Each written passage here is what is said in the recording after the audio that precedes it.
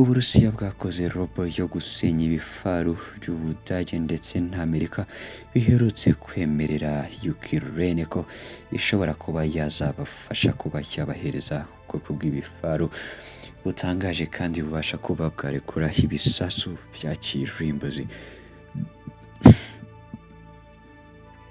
Kanongera nguhereza ikaze gukurikira Parlesia TV show, nkubwira ngo kora subscribe igihe ubasha gukurikira byose tugutegurira.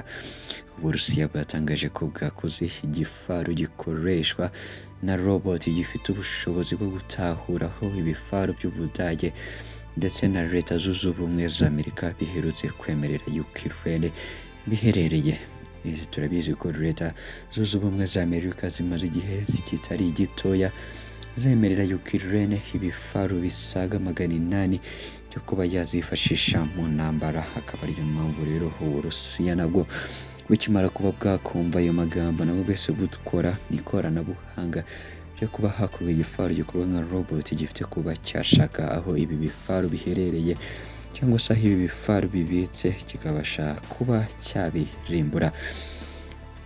Leta rero Zunze Ubumwe za Amerika ziherutse kwemerera Ukraine bihereye ku itangira cyangwa se ibisasu, ariko zibemerera ibifaru byiza bya burende bizabasha kuba byagufasha mu ntambara barimo, ndetse kigahita kibisenya kuko ako kanya bumwe mu buryo bwa kwirinda ko byakoreshwa mu kurasa ku ngabo zabwo. Muri iki cyumweru Minisitiri w'Ingabo z'Ubudage Boris Pistorius yatangaje ko bahaze Ukraine ibifaru 14 byo mu bwoko bwa Leopard 2 mu gihe Perezida Joe Biden yemeje ko azaha mugenzi we Zelensky ibifaru 31 mu bwoko bwa Abrams mu kwezi gutaha.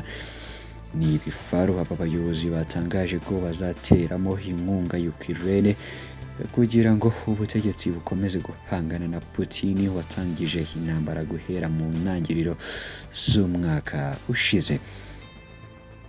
Uwahoze ari umuyobozi mukuru w'ikigo cy'Uburusiya gishinzwe iby'isanzure cya Roscosmos Dmitry Rogozin yabwiye ikinyamakuru Sputnik ko iyo robot yifashishwa mu ntambara izaba ifite ubushobozi bwo kubanza gutahura amakuru ajyanye n'ibi bifaru ubundi igahita ibisenya byoroshye cyane kubera ko ifite tekinoloji iri hejuru ndetse ikaba ifite uburyo ikoramo bitandukanye n'uko ibindi bifaru bikorwa bikoreshejwe n'abantu. Ati ibyo bifaru nibihabwa Ukraine ingabo zayo zigatangira kubikoresha, iyi robo izahita ikurura amakuru yose mu buryo bw'ikoranabuhanga inamenya aho biherereye hanyuma ibisenye ikoresheje ibisasu bya misile. Yagaragaje ko rero iyi robo ifite ubushobozi bwo kumenya amerekezo y'igipimo cy'umwanzi. Yemeje ko muri Gashyantare izoherezwa mu bice bya Donbass aho bateganyije kubanza kwigerageza iby'igihe gitoya ubundi ikajyanwa mu kazi ifite kuba yakora cyangwa se akazi yakorewe kugira ngo ibashe kuba yatangira kuba yagakora. Ibifaru bya Leopard 2 bifite ubushobozi buhambaye kurusha ibindi byose byaba bikoreshwa na OTAN ndetse n'ibifite ubushobozi bwo kurasa imiriro igihe kirekire kurusha ibindi byo muri ubu bwoko byakozwe ndetse n'Abarusiya. Ambasade y'Uburusiya mu Budage yagaragaje ko ibyemezo bya Brian byo guha intwaro Ukraine ari kongera lisansi mu muriro ugurumana, kuko aho guhoshya intambara nk'uko babyizera bizatuma ifata indi ntera. Mu gitekerezo ahuza umuvugizi wa leta y'Uburusiya Dmitry Peskov uherutse kugaragara ku itangazamakuru avuga ko uku gutanga intwaro bikozwe n'abo mu burengerazuba bw'isi bigaragaza ukwijandika mu buryo butaziguye mu ntambara ibahuje na Ukraine kandi ko bitazabahira. Uburusiya bwagaragaje inshuro nyinshi ko guha intwaro Ukraine kuwo ari we wese bizatuma intambara irangira, ahubwo azaba ari kwiyongerera imisi mu buryo bumwe cyangwa ubundi, ndetse ko ari ugukina n'umuriro kuko intwaro zose zizajyanwa i Kiev zizaraswaho n'Uburusiya mu kwirinda. Ibi bifaru byo mu bwoko bya Leopard 2 bizatangwa mu Budage bifite ubushobozi buruta ibindi byose bikoreshwa muri OTAN. Urumva ko ibi bifaru bifite ubushobozi buri hejuru buruta ibifaru hafi 20 by'ibiri gukoreshwa muri OTAN. Bivuze ko ibi bifaru bishobora kuba bifite ubushobozi butangaje cyangwa se uburyo bikoramo bitandukanye n'uburyo ibindi bifaru bibasha kuba byakoramo. Ibifaru by'Uburusiya byakozwe kikoreshwa kizasenga misile y'igifaru Uburusiya bukoze gikoreshwa kizasenya misile za Ukraine. Dukomeje n'ibirimo biravugwa kuri uyu wa kabiri ushize, ibitangazamakuru byo mu Budage byatangaje ko Berlin yahaye kandi ibindi bihugu nka Pologne ndetse na Finland uruhushya rwo kongera kohereza muri Ukraine ibifaru bifite byaguzwe mu Budage.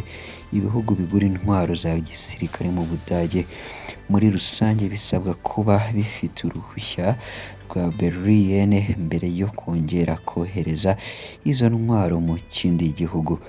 Ikinyamakuru Spiegel cyatangaje bwa mbere ko School yemeje ko guha Ukraine ibifaru cyavuze ko Ubudage buzatanga byibura kompanyi imwe y'ibifaru bya Leopard 2 bivuye mu bubiko bw'igisirikare cy'Ubudage. Mu bisanzwe kompanyi imwe ikaba iba ibifite ibifaru birenga 14. Nta bisobanuro byatanzwe na guverinoma y'Ubudage kuri bino bifaru cyangwa se ku bifaru bigiye kuba byaherezwa Ukraine kugira ngo ibashe kuba yabyifashisha mu ntambara. Ibi ngibi akaba ari ibifaru bikaze, akaba ari ibifaru abantu benshi cyane barimo baribazaho ese nibikomeza kwangwa se bikaba byahabwa Ukraine bizaba byifashe bite, kubera ko hazaba ari umuriro ugiye kuba wakwaka, dore ko n'Uburusiya budatuje bugikomeje kuba bwakwitegereza ibya bino bifaru bishaka kuza muri Ukraine. Reka nongere nguhereze ikaze gukurikira Parussia TV, nkubwira ngo komeza gukurikira inkuru tugutegurira umunsi ku wundi, tubwira abantu mwifuza kwamamaza kuri platform zacu zigiye zitandukanye kuba watwandikira muri comment, ubundi tukazabasha kuba twavugana tukakwamamariza kandi mu buryo bwihuse cyane.